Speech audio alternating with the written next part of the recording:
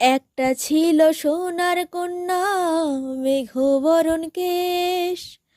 ভাটি অঞ্চলে ছিল সেই কন্যার দেশ।